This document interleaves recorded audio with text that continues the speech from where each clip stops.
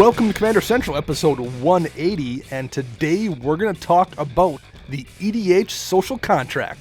I'm Dana. And I'm Max. And you're back to full health, Max. I am back to 90% health. All right, close enough. Close enough, so thank you everybody out there for understanding our week off last week. Yeah. I was the one the flu defeated. Yeah, yes. And we think Chris has it right now, so that's why it's just the two of us. Yes. And we were so last minute last week, too, like we kept hoping Max would get a little bit better, and we kept pushing the show. Like, okay, we'll try to record on Friday, then Saturday, and you just did not recover enough to actually do it. I didn't bounce back probably till yesterday. At one point on Sunday, my wife was nice enough to say, would you want to have me on as a guest? We could just do it, and you could like try to explain Magic to me. And I thought about it. I was mentally like, okay, we could try that, but I'm like, I don't know how that would be good radio, trying to talk about Commander to someone who doesn't understand much about Magic. I don't see how that would be good for the relationship, because I saw you try to teach her how to play a deck a couple weeks ago, and I'm sitting there like, oh, this is how it happened when I used to try to teach someone how to play Magic. Yeah, that's probably correct. So on all fronts, that was nixed as an option, but it was very nice of her to offer. Yes, thank you. Thank you, Dana's wife, for the offer. So that's the first week we haven't had a show on the air in some years. Since like episode 12 or something like that? Pretty early in the run, we had a sick spell situation again where two people were out, so we didn't record one. But it's been, multiple years, I think, at that point, since we haven't had at least one show out for a week. Yes. It's our first missed Monday show in over 2 years. Yeah. So thank you, listeners, for being patient and letting us deal with the horrible flu bug that Max was dealing with. Yes. Other than that, Max, how is life going? Life's going pretty good. You're leaving. We're recording on a Wednesday, which is a day earlier than usual. So you can leave to go to Austin tomorrow. I am. I'm heading down to Austin, hang out with the Commander Social guys and Ginger Joe and Dan Kraus. So a bunch of people we've met through podcasting and Magic events and just all around good guys. I think I'll hang out with Henry Stukenberg for a while as well. So you guys are just going to play Commander all weekend? Play Commander all weekend. In Austin, which is not Wisconsin, which is probably nice this time of year. It's 60 degrees down there this weekend. I'm wearing shorts. I'm wearing shorts. I don't care. All right. Well, have fun and bring some stories back for us. I definitely will. Any fun games that got played this week? I got to test out Grumgully. Oh, no, I didn't see it. You played one game with me and you played Dramoka. Yep. That was terrible. And you hadn't really shuffled your deck well because from a long previous game, you had nothing. Correct. So how did Grumgully play? I played 2 games with it. Both were very fast games. Okay. The first game, it lost to an Amara Tandris, the new Amara Tandris. Okay. Token deck that he drew the nut hand and drew another nut hand after drawing a Shamanic Revelation, and he just beat us all by turn 6. Okay. Second game, I had just the nut hand. I had enough lands, and it's a very different deck for me. It's about, it's one play at a time. Okay. It's not a bunch of things at a time. Sure. It's just play a thing, do a thing, and pass. And it's not in my wheelhouse yet. Right. But I ended up winning with a Azuri's Predation by making 3 beast tokens that turned into 5/5s with the counter. Oh, sure. Which killed my opponent's creatures. And at that point, I had a Beastmaster Ascension out with 3 counters on it already. Which rolled it up then. Which, with everything else on my battlefield, rolled that all up to 5. And everything was like +5/+5 on top of whatever power was. So I killed one player right away, and then the next turn, the Greven player's like, okay, I can reanimate Greven. It puts me at 1 life, and I don't know how I'm going to win next turn. Nice. I had a game, I played against a Yarok deck, which is just so much value. And there was a turn where he was going off. I made quite a few, I had a good amount of Drakes on my board, but not enough to kill him at all. And he was taking his kind of trying to go off combo turn. There was an Aetherflux Reservoir out that he killed one person with, and he was trying to roll it up to kill somebody else, and he had enough creatures for a crackback. And he couldn't quite get it over the top that turn, and did the pass to me. And I was able, a Rift wouldn't have even fixed it, because he was still had enough mana out and stuff. I think he could have probably comboed off the next turn, because he had the pieces. Oh, wow. So I had to cast a Keep Watch, which lets you draw cards for each, or not Keep Watch, it was the Distant Melody. Draw cards for each creature of a chosen type. Okay. So I named Drakes, and I think I had 8 Drakes in play.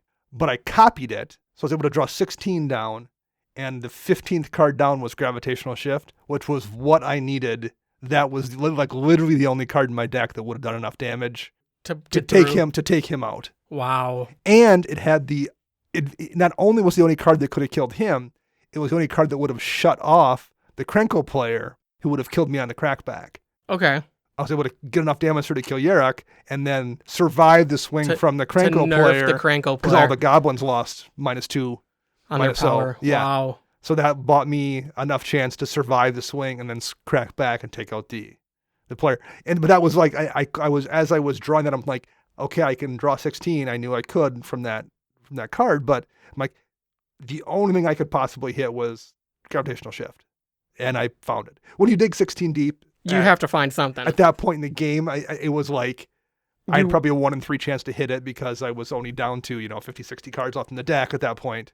Right. But still, that was kind of dumb luck. But You'll take the win. I'll take the win. I had a game the week before, because we didn't record last week, with my Recce deck where I did in fact deck myself. It finally happened, folks. And it was a little bit longer of a game that went on for a while, and there was some mill stuff happening too, but it was against an Angus Mackenzie, and I was trying to get down to get my questing beast so damage can be prevented. Yep. Because I didn't have, the game had gone on long enough that my removal spells were, like, I literally knew all my removal spells were gone. Oh no. So I had no way to take Angus out other than trying to get to the questing beast. And realized as I was drawing down towards the bottom, like maybe it got milled out.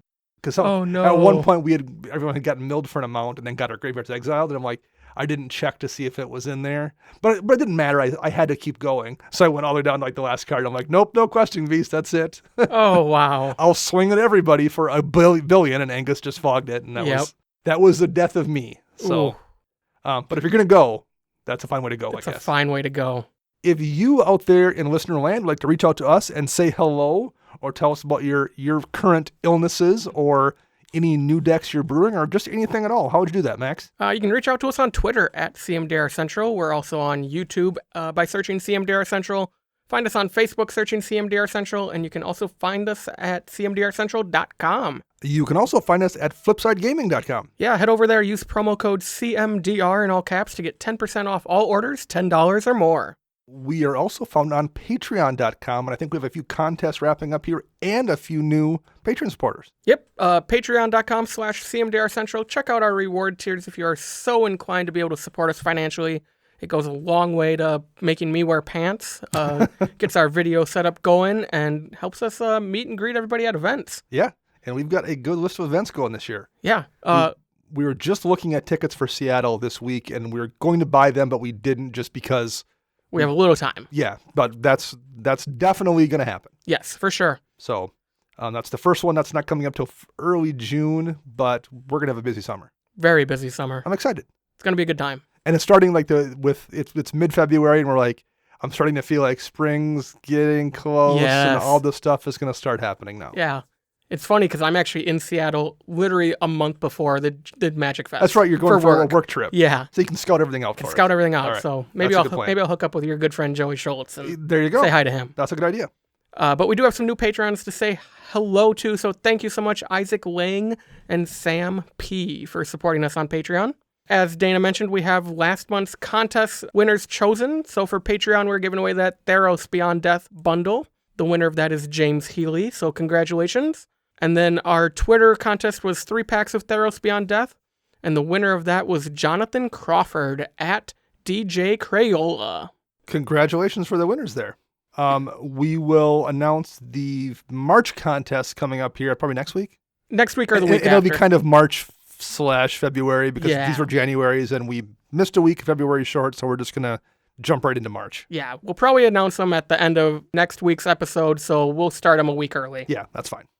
Any other final things to talk about here? We have, what's coming up this week? We have spoilers coming out on Friday. We have the 3 new Secret Lairs come out on Friday. Okay. Well, they would have came out on Friday. Yes, the show will be airing on Monday. We'll have already heard the Secret Lair stuff. So they would have been gone and sold by now. Yep.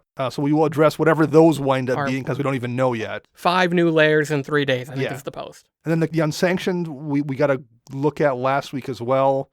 But there's also what's the draft product that you can get at a commander? Oh, the mystery booster pack. Mystery booster pack thing. I think we're getting a full spoiler list of that pretty quick here as well. besides what's probably already been put together. Besides what we already know, yeah. Because there is the non-convention version and the convention version Right. you can buy. We're starting up that long run to a product a month for the next 6 months or so. And before we know it, Ikoria and Commander 20 will be here. Yeah, in a that's blink not of an eye. Very far off at all. I'm looking forward to it, though. I like the idea of Ikoria being tied in with the Commander product a little bit, too. Me too. I think it's going to be a really cool way to do the two. Yeah. I think it'll be fun. reminiscent of the Commander 17 sets, how they kind of touched with Ixalan. Yes. Yep, I agree. And I'm looking forward to it. It's nice getting Commander product earlier than you expect, too, because usually you're like, oh, we'll get it. And it was nice for them they bumped it up to August because you're like, I'm getting it early. Now they bumped it up again. They're going to keep bumping it back every 3 months. I either like them in the beginning of the year, like we're going to get this year, or I liked them At back the in end. November because it was more like a holiday gift Sure. / birthday Yeah. gift. We'll see. Now they just got to drop it back 3 months. It'll be back to the holiday season. And are just every standard set gets one now. So Maybe. Well, technically they kind of do. yeah. They're not the brand new decks, but yeah. It is the year of Commander. Here we go. Yeah. So the show topic here, and we'll jump into that, which is a social contract, and it's kind of inspired by a few things. The first of which was a Twitter conversation where I basically told people that instead of mass hand destruction as a solution to problems, you should get good. Which was in part a little bit, sarcastic and a little bit of hyperbole there. But you can't see that on Twitter. Right. Well, for the most part, everyone did. kind of got what I was saying. The second one, there was a story the other night, and I will just write what she wrote to me. A player at our shop got hit with an obliterate from an Is It Planeswalker deck. And what annoyed me about this was, yes, the player got the win, but it took 6 to 8 turns after the obliterate, and it required 4 consecutive land drops from that player to be able to get out a Planeswalker and have the Planeswalker then not get hit for multiple turns to actually, knock off an ult with the Planeswalker that then enabled the win. So it could have easily whiffed. Somebody else could have just had one land handy, had a counterspell and stopped it, and the game would have then drug on another 45 minutes with nobody doing anything. So she was mostly annoyed at the fact that it wasn't An obliterate and win. Yes.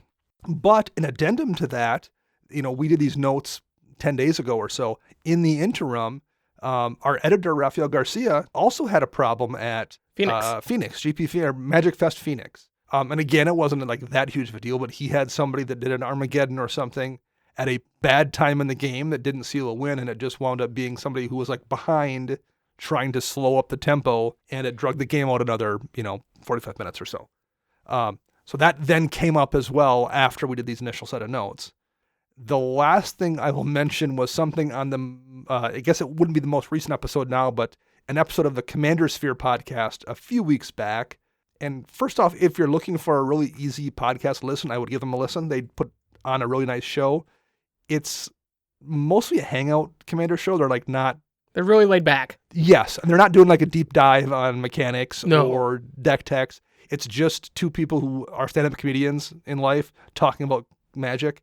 So it's very entertaining and easy to listen to, and worth your time to hear Dan Sheen and Rachel Weeks talk about Commander. Yeah. So I would give them a listen for sure. While they were talking, Dan made the comment that Stax players are perverts. Oh, okay. Which I thought was funny. I mean, yeah, I'm chuckling on the inside. And it's probably true also. Hey, now. So I will throw this caveat out there, both because of my original Twitter post, and there was a thing on Reddit a few weeks ago where somebody made the comment that we had said that we hated counterspells. They've never played against me then. Which was completely an out of context comment where we just said, again, you shouldn't cast counters, just like run 40 counterspells with no plan. Right. So out of context, Stax players are perverts. No, that's not something we really believe. And actually, I think it was Spike Feeders had a Twitter post about Stax just this week. Yeah, we'll probably cover that a little later in the show. So no, I don't really think that entirely. There's some, okay, yeah, we'll talk about it. So what we want to talk about here is the social contract with regards to doing things in games that will upset or alienate people. And how you not necessarily shouldn't do them, but you should at least be cautious of when you do them and how you do them, and maybe communicate ahead of time that you're going to do them. Let's start with mass land destruction, because we just mentioned that, and that was a problem there in both our friend Tatum's game and with the game that Raphael played. Do you run any mass land destruction at all in any decks, Max? I joke about it, but no, I do not. I always joke after like maybe like a couple of really Sure. bad weeks at the shop, like I'm just Okay. gonna come in and put Armageddon in all my white decks Okay. and just come in and just, screw the tables over. But no, I'm not. I don't run any mass land destruction. The closest I've ever ran I can't remember if it's a Ruination or From the Ashes that destroys all non-basics. And you can then go search. One destroys all non-basics, and one destroys them and lets you replace them with basics from your library. And I don't remember which is which. From the Ashes? From the Ashes and Ruination are the two. And one just destroys non-basics, and one lets you replace a non-basics with Well, basics. Ruination just destroys. Okay, so From the Ashes must let you Yes. go get the basics. Yeah, From the Ashes is the 4-mana sorcery from Commander 13. Okay. I did run that for a short period of time on my Mina and Den deck as a landfall mechanic. Okay. Because I'm like, okay, I'll blow up. Everyone's lands will get replaced, so I don't feel bad about it, and it's going to get me like 6 landfall triggers or something. The problem was there was like multiple different games where I had it in hand and looked around and like, oh, that person's playing a relatively casual 5-color dragon deck, or someone else is playing a Bunch of relatively guild casual. gates and Right. And I'm like, they might not have 6 basics in that deck because it's a 5-color deck. And yes, you should run more basics, but it's a 5-color, like a 5-color deck. you're scraping the bottom of the barrel if you have access to your shocks and your Yes. battle lands and your battle bond lands. It's hard to make room for 2 of each basic at that point. Yes. So I just didn't want to run it. And it wasn't like it was in like a huge portion of what the deck wanted to do. It was very easy to replace with something else. Yes. So that's my closest experience with running mass land destruction. It's just not what I want to do when I sit down at a table. Yeah, same here. There are way more better ways to have fun. For me, at least. Yes, same here. For me as well. Now, I don't know about you, but I've had it cast against me tons of times. Yes, myself as well. And I have gotten thicker skin when it comes to it. Sure. In the situation depends a lot. Yes. If you're playing Archangel Avacyn and you Armageddon, That makes sense. you're gonna win. Or like I've seen, that Atali deck or Jaleva, where you have some kind of an engine in play. Kalia the Vast, first Kalia. You have some kind of an engine in the back that's in play, and if you blow up the lands, you're still going to be dropping 7/7s in that Kalia deck, or you're still going to be casting off the top of everyone's library with that Jaleva deck. That's not necessarily true if you are playing whatever, something else. Right. And that doesn't necessarily mean your play group is in the wrong if you do it that way. I'm not saying that. There are situations where you and your friends, like, there are friends where like you guys insult one another. That's like how your friends communicate. And some group of friends don't do that. Right. And I'm not saying one is better than the other. It's just how those groups interact. And if your group is cool with Mankind Destruction, that's fine. Where the social contract comes in, I think, is when you're playing with people you don't really know. Correct. My thought here is if you are playing spells that destroy lands and you're playing with somebody who isn't a good friend of yours, you should let people know at the start of the game. In my opinion, I would prefer you did that. I agree to an extent. I don't think you have to flat out say, I run an Armageddon. Sure. I think it can be pretty blatant. Say, I have 1 mass land destruction spell in my deck. I have waves to blow up lands, and I will occasionally do it when it's beneficial to me. Yeah. I think that's a fair enough warning. Yes. Am I going to get mad if somebody doesn't? No, I don't have that expectation, but I think it's probably better safe than sorry, particularly if you're playing with somebody who you don't know. Yeah, I agree with It's that. the courteous thing to do. Yeah.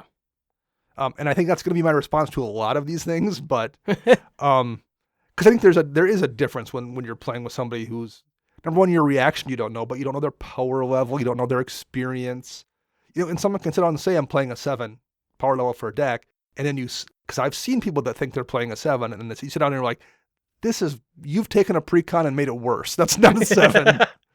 And that's fine. Again, that isn't meant to be judgmental, but like, I don't want to be blowing up the person's lands, and I would prefer to warn them ahead of time. Now, maybe they won't know. They'll be like, oh, that's fine, because if they can't judge their deck, maybe they can't judge anybody else. Who knows? Better safe than sorry is going to be what I say about a lot of these things. I definitely think it does come down to how it's used. Yeah. In the story with our friend Tatum, it took that player another 6 to 8 turns to close the game out. And it wasn't a guaranteed situation. It wasn't like the Kalia where you're holding on Natalia and 7 demons in your hand. right, and the odds of somebody else getting a board wipe out and getting mana to cast a board wipe or a before you kill single them. removal spell to Right. get rid of Kalia, so Right. your engine gets turned off, is way different than I'm going to cast Obliterate and then, I don't have any lands in my hand. Well, let's see what happens. Yeah. Yes. At that point, what was the point of resetting the game? Right. Except to hold value with your Super Friends deck. Right. Right. In this case, it sounded like, too, the player didn't have a bunch of Planeswalkers out. It wasn't like the player had 6 Planeswalkers on board, cast Obliterate, and then was able to do a bunch of Planeswalker stuff. So it was a dire move of desperation. Yes, I think so. I've also had it cast in Spite, I guess. That's the worst. I've been getting beat up on all game long. I'm just going to cast Armageddon and then scoop. Yeah. That instantly will tell me, cool, that happened, but we're going to keep playing without you. And there's at least one person in our shop who's still there. And does it all the time. It's been a while since I've seen it, but the person's done it more than once. Yes. Where it's just, I'm mad and I'm going to Armageddon or whatever. Yeah. That's definitely not acceptable, I don't think, anywhere. It shouldn't be. Maybe your friends like trolling one another and that's funny, I guess. Don't do it to a stranger. Right. That definitely is a breach of the social contract, such as it is. Yeah. So kind of connected to this, how about the non-basic land hate? Things like Blood Moon or Back to Basics. Quicksilver Fountain starts turning all your lands into islands. Contamination makes them all into swamps. What do you think of those cards? These, I think, are fine. I tend to agree as well.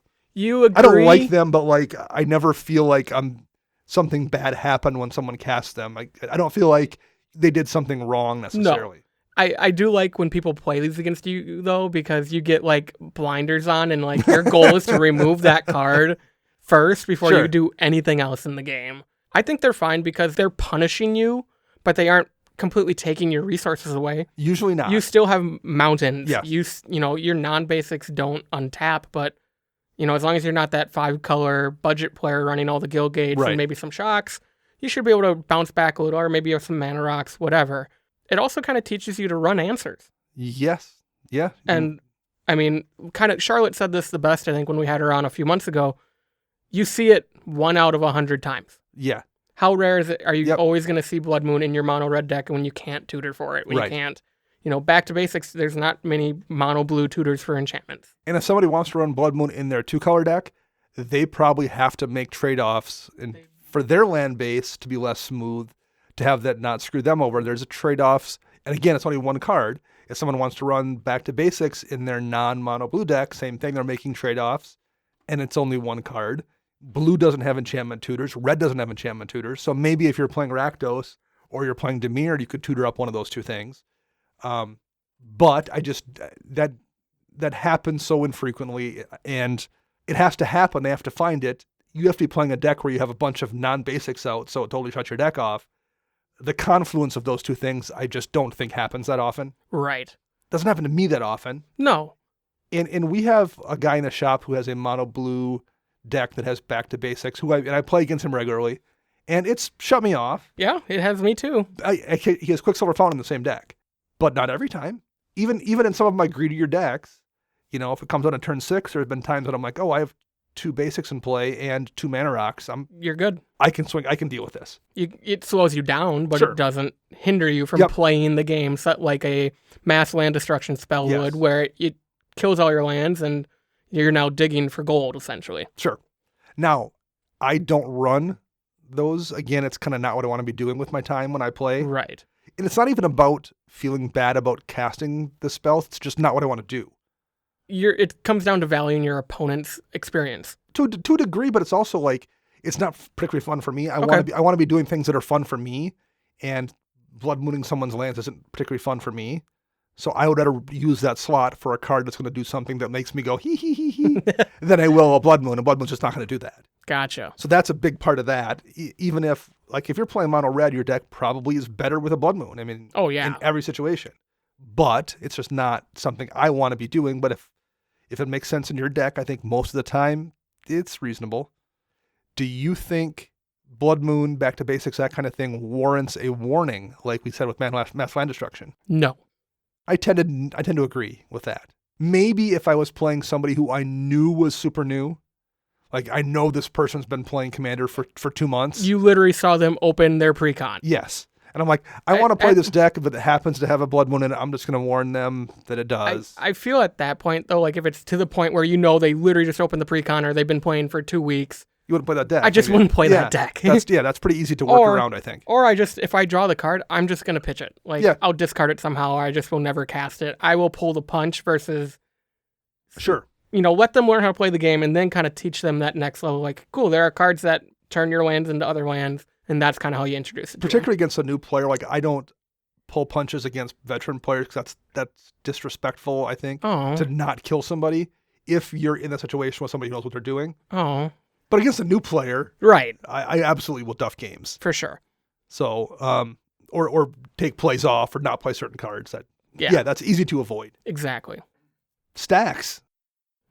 So all you perverts out there. Giggity. Giggity. So the comment that Dan made was Stacks makes people uncomfortable and squirm, and it's like that's what heavy perverts, breathing. That's what perverts want you to do. I thought that was pretty funny comment.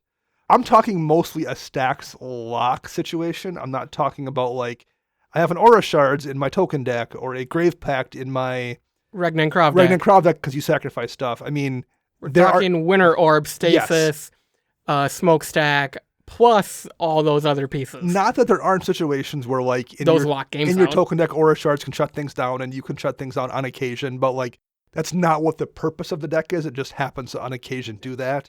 We're talking about the decks that are designed to hinder your opponent's resources to the point where they can't do anything. Yes. And let's talk about that Spike Feeder thread a little bit here briefly. So the Spike Feeders... they're a CEDH podcast. We've mentioned them before. Yep. They posted a nice Twitter thread back on February 10th. 10 quick tips about Stacks and Commander. So we'll go over them quick. Yep. Number 1 is you have the responsibility to let your opponents know what they're getting into. Which is what we kind of said about Mass Land Destruction. Yeah. And again, I think they're talking about like a dedicated Stacks deck. This is my Stacks deck. It's running all the Stacks pieces. Its goal is to kind of shut down my opponents. For sure. Number 2, you have a responsibility to listen. If the person looks miserable, put it away for the night.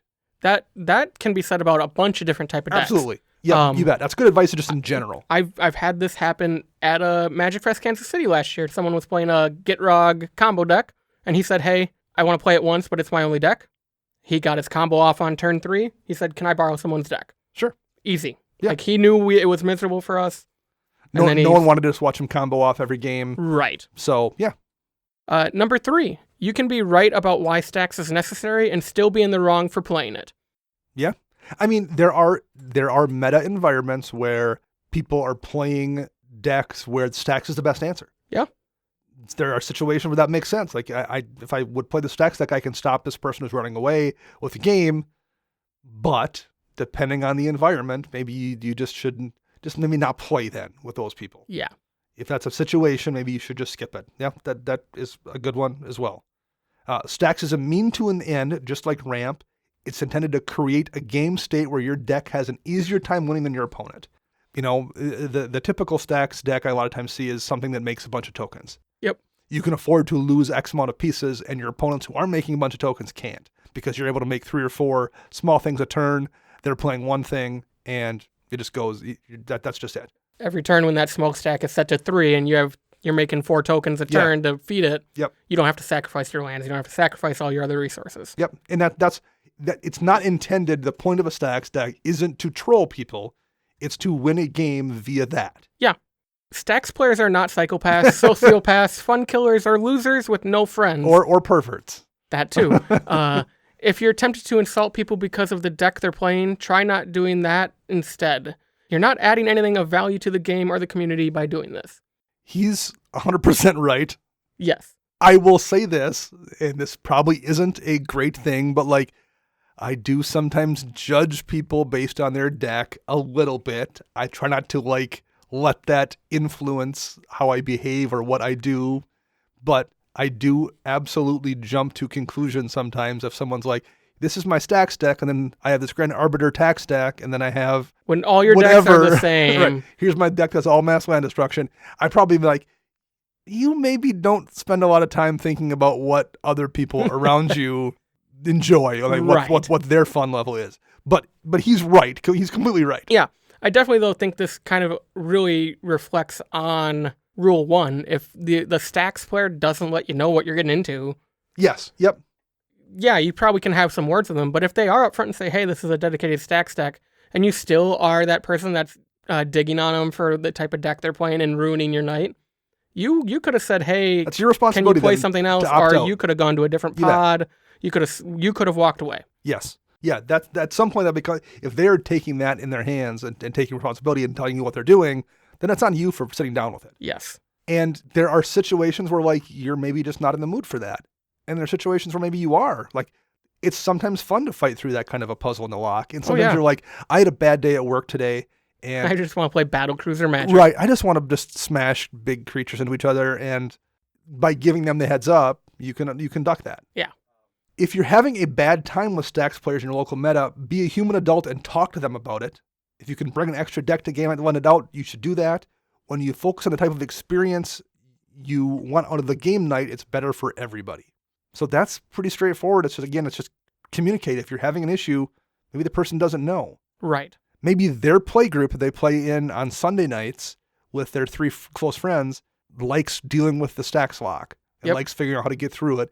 And maybe they assume that you do too. And when you point it out that you don't, that might be all it takes. Maybe. So that's a good piece of advice as well. Detrimental effects cost less when they affect everyone. Good stacks decks either amplify this for their opponents or mitigate it for themselves, which is called breaking parity. And it's really no different than what you do with every Magic card. I'm trying to get more advantage than you by playing this thing. I mean, you kind of write an article series about a little it. bit, yeah. Yeah. I mean, that's what Piers Whim does. Yeah, Piers Whim. I mean, it's kind of control. Yeah. Every time you cast a Fleshbag Marauder, Yep. you're losing the thing you just cast, and they're in theory losing something better. Yeah. So yeah, I mean, it's a way to win the game. Sometimes you win because all your opponents scoop, but this shouldn't be your primary game plan. Have a reliable way to bring it home. This is so true. That could apply to 15 different things that we're going to talk about a bunch of them here tonight. Like, your win condition shouldn't be annoying people into quitting the game. Yeah, that's why I barely ever play Brago again. Sure. Because that's the only way besides approach, is I have 4 different ways to lock the game out. That's no fun for everybody. Yeah. So it's one of those decks I play very rarely. I don't think it's that unpleasant to play against, but I understand what you're saying. It can do that for sure. It's not like my other decks where I'm smashing face. It's right. I need to find approach, or I rift lock, or I strip mine lock the game out. It's okay for people to like playing stacks, and you don't have to play with them or talk to them about it. Again, that's true of a lot of stuff in Magic. You don't have to do it. You can just not be there. Exactly. You can just not play the deck and not have to engage, and that's perfectly acceptable. The last thing here, it's okay for people to not like playing stacks, and you don't have to play with them or talk to them about it. So if you're the person with the stacks deck and someone doesn't like it, that's fine too. You don't have to kind of convince them otherwise. Yep. 2 ships can just pass the night, and that's what it is. So that was a very long post that we read from Spike Feeders about stacks, but I thought it was kind of relevant here considering it came out just as we were going to have this topic. They covered a lot of stuff there. Let's just talk about our experiences here briefly. Once upon a time in my Glissa the Trader deck, I put in both Tangle Wire and a Smokestack. That's only 2 stacks pieces, but They're pretty powerful ones. it was 2 stacks pieces that I think Chris actually was the first person I played, him and somebody else. I think it was a 3-player pod, and I dropped Smokestack very early and with Glissa out and was able to replay the things Probably I was like an sacrificing. Urza's Bauble constantly was It what was you were something like sacking that, with. yes. And so I was able to replay things for cheap that I was sacking and nobody else could, to the point where they were having to lose lands and stuff. Yeah. And it was really good, and it wasn't any fun at all. It just slowed everyone up to the point where, particularly in that deck that doesn't have a really great win condition, it was a point where people were like, well, I guess you're going to kill me in 7 turns with Glissa damage. Which I was, because I was able to keep replaying Smokestack with Glissa's ability, and Set it to 1. Yeah, I had a nice lock on the game, and was going to eventually grind everybody out, and then we just scooped it up. But I was like, do I want to win that way? No. Right. So I took those pieces out. That's my closest thing I've had to a stacks deck. Gotcha. I used to run Tangle Wire in Brago. You did. And that was punishing if you can get it out on turn 3 following a turn 2 Brago, because you just constantly reset it. And it start, because you can just blink it. You can blink it to put the counters back to 3, and it just locks that game out early on. But again, in both these cases, that's 1 card in that deck, and it's 2 cards in my Glissa deck. Right. Those still probably weren't what you would classify as a Stax deck. No, not at all. And neither of us wanted to do it. Neither of us found that we enjoyed doing it, really. I found something more effective eventually. Sure. Not in the Stax way, but just something better for 3 CMC Sure. that I'd rather run. Again, I think we'll go back to the think about other people, which is what Spike Feeder said in that thread a bunch of different times. Just communicate what you're going to do if you're going to be doing a thing that you think is going to be a problem for some people. Right. Give them the note, give them the chance to opt out. The next thing, we kind of touched on this a little bit when I mentioned Grand Arbiter, and we'll talk about tax decks. The big ones you see, which are Grand Arbiter, Augustin the Fourth, and Gaddock Teague, which are decks that are designed to make you have to pay more for all of your spells. It's kind of the inverse of Stax a little bit, in that instead of losing stuff, all your stuff costs a ton more, but the end result is kind of the same. They typically follow up with a bunch, like a hate bear package. Yes, to make everything. When you see Grand Arbiter, you're usually going to see some other stuff that then adds a tax to your spells as well. See your Thalia, see a Trinosphere, see all that fun stuff. What's the Aura of Silence, that kind of thing. To make all your stuff cost a bunch more, so that person can play at normal speed with normal mana, and your stuff, all costs 6 more to cast. Have you ran into many tax decks? Every now and then I see one in the shop. Occasionally, yeah. And the pilot, they get their one playthrough of it. They realize it wasn't fun for anybody. They put it away for the night. For some reason, tax decks don't seem to survive as long as Stax decks. I don't know why that is. Yeah, I really don't know. Maybe because Stax decks do, like Spike Feeders mentioned, do occasionally solve meta issues. Yeah. And I feel like maybe tax decks don't solve the problem so much as just kind of are annoying. Yeah. So again, I'm not saying you're annoying or a pervert for running tax decks. I'm just saying, like, if you're not ready for that, that can be a less than pleasant experience. Very true. So did you run Grand Arbiter once upon a time in Brago as well? I did. I ran it in one of the original versions of Brago. And just as a creature in a deck, it's much easier to play around than it is as a commander built around it. It was literally just to let my stuff be cheaper. Like, sure. It impacted my opponents, but I was more worried about, like, if Brago ends up costing 10 mana. That knocks 2 off. This knocks off 1. While slowing everybody else up at the same time. I mean, I run Aura of Silence in a lot of my decks just because it's a great card. It's a good card. Like in Tuvasa, I run it because it draws me a card. Yeah. It slows down everybody else, and it's a removal spell all in one. Yeah. What do we have next here? Repeated extra turns. Oofda. Or even 1 extra turn, I guess. Some people get really salty with extra turns. I have issues with repeated extra turns that don't accomplish anything. Sure. Like, I'm fine if... So I've seen Chris do this with his mill deck. He's casted, like, a Time Warp. He has a couple and then, extra like, turn a Time Stretch. Yeah. He'll cast 2 extra turn spells back to back because he said, I know I can win on the third turn. Sure. He says, I need at least 2 to win. Because he can mill for, 20 every turn. Yeah. But it's the people who do, I cast my extra turn spell, draw, play land. Okay, I'll take my extra turn. Right. Draw, play land. Okay, I guess I didn't do anything. Well, was that 5 mana, 7 mana worth it? Right, yeah. And maybe, I don't know, the problem with extra turn spells is particularly, like, it's one thing if you, not that I want to lose to a looped extra turn spell where it just is infinite, because then you can just scoop, because you're like, okay, they're going to win. It still doesn't feel great to lose to that for whatever reason, but at least the game's over. It's the one where the person's like going to chain 2 or 3 of them off, but they don't know if they can win. Like, well, I'm going to try to get enough value out of these. And you probably do, like, it's probably worth your 5 mana in most cases to take an extra turn.